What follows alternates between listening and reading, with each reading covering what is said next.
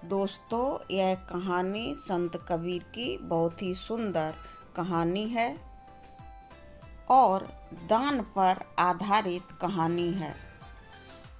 यानी कि मनुष्य के मन में जो दान करने की इच्छा होती है और वह जब तब किसी न किसी को दान करता ही रहता है।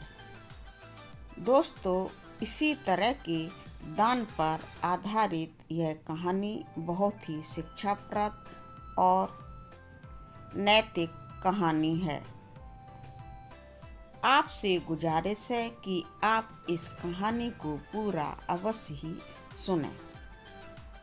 तो दोस्तों, इस कहानी का नाम है दान का पाप। आइए अब हम लोग इस कहानी को विस्तार से सुनते हैं।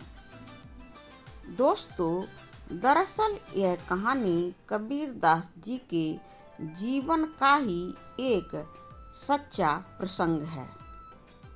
जैसा कि आप सभी को ज्ञात ही होगा कि संत कबीर अपनी रोजी रोटी चलाने के लिए कपड़े बुना करते थे। दोस्तों, एक बार दोपहर के समय जब कबीर दास जी कपड़े बुनने में लीन थे, तभी उनके द्वार पर एक भिखारी आया। भिखारी बड़ा ही भूखा प्यासा मालूम होता था। संत कबीर को उसे देखकर ऐसा आभास हुआ। खैर दोस्तों, उस भिखारी को देखकर कबीर दास जी को उस पर बड़ी दया आई और उन्होंने उसे ठंडा ठंडा पानी पिलाया।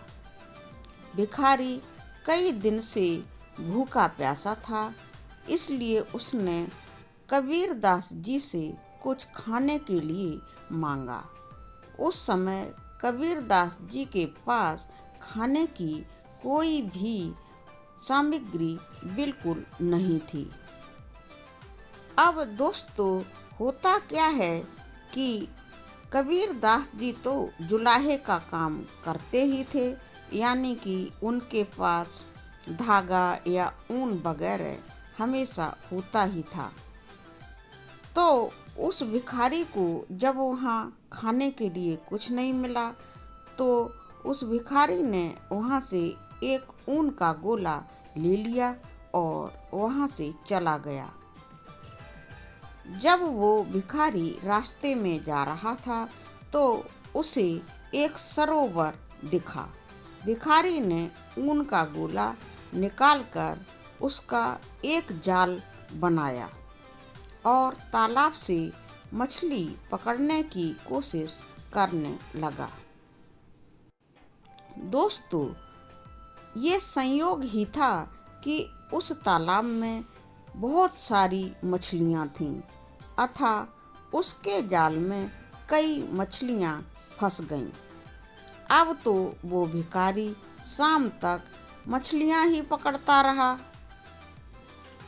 जब उसने काफ़ी मछलियों को पकड़कर इकट्ठा कर लिया, तो वह उन्हें बाजार में ले गया और उनको बेचकर कुछ पैसे कमा लिए। अब आगे क्या होता है दोस्तों कि वह भिखारी रोज सुबह उस तालाब पर जाता और खूब सारी मछलियाँ पकड़ता और इस तरह से धीरे धीरे उसने मछलियों को पकड़ने का ही अपना धंधा बना लिया। अब वो कई अच्छे किस्म के जाल भी खरीद करके ले आया। ऐसा करते करते एक दिन वो काफी अमीर व्यक्ति बन गया। तभी एक दिन अचानक से उस भिखारी ने सोचा कि क्यों ना संत कबीर से मिलने के लिए मैं जाऊं और उनका धन्यवाद करूं, क्योंकि उनके यहाँ से ही जो मैं ऊन का गोला लाया था, उसका जाल बनाकर मछलियाँ पकड़ने और बेचने के कारण ही मैंने पैसा कमाया और उन्हीं की वजह से आज मैं इतना अमीर बन पाया हूँ।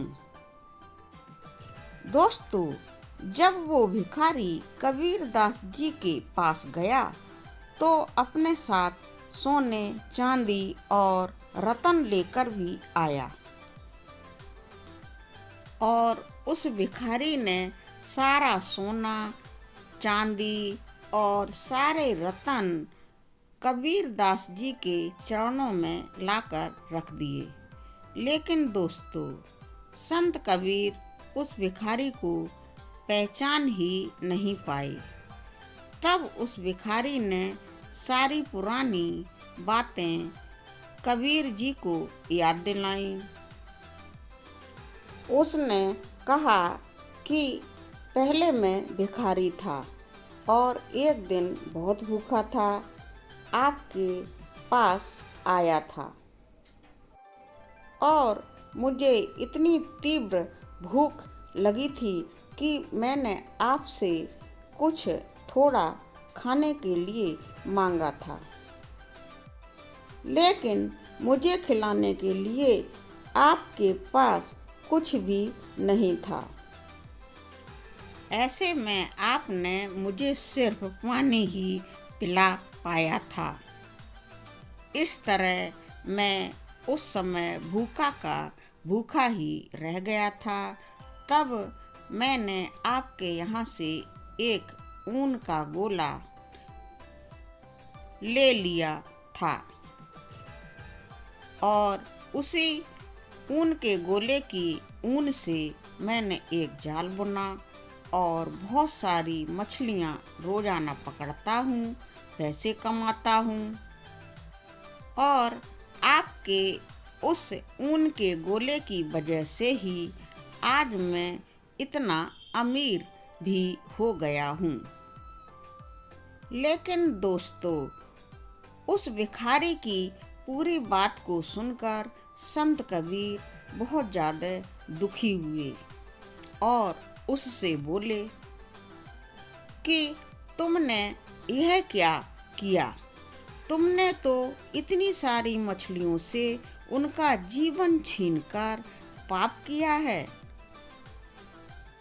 और क्योंकि मेरे द्वारा उस ऊन के गोले को तुम्हें देने के कारण यह सब हुआ है, इसलिए तुम्हारे आधे पाप का भागीदार मैं भी तो बन गया हूँ।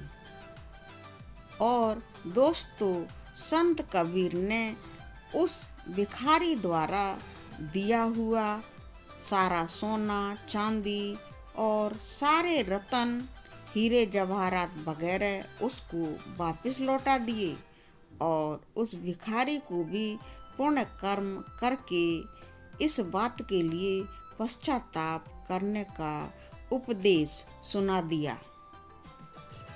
दोस्तों, संत कबीर के अनुसार हमें असहाय लोगों की हमेशा मदद करनी चाहिए। इस दुनिया में असहाय लोगों को दान करना सबसे बड़ा पुण्य है, लेकिन ये पुण्य तभी माना जाता है जब आपका दान अच्छे कामों में इस्तेमाल हो। यानी कि दोस्तों, इसका मतलब यह है कि बुरे कामों के लिए अगर आपने किसी चीज़ का दान किया है तो ऐसा दान भी बहुत बड़े पाप के समान होता है और दान देने वाला व्यक्ति भी उस पाप का भागीदार बनता ही है। दोस्तों, कहानी तो समाप्त हो चुकी है, लेकिन इस कहानी से हमें बहुत बड़ी सीख भी मिलती है। दोस्तों, कबीर दास के अनुसार दान तो दें, लेकिन बहुत सोच समझकर, ताकि आपके दान का किसी भी तरह का दुरुपयोग ना हो। तो दोस्तों, मैं आशा करती हूँ कि संत कबीर की यह प्रसिद्ध कहानी दान का पाप आपको अवश्य ही पसंद आई होगी।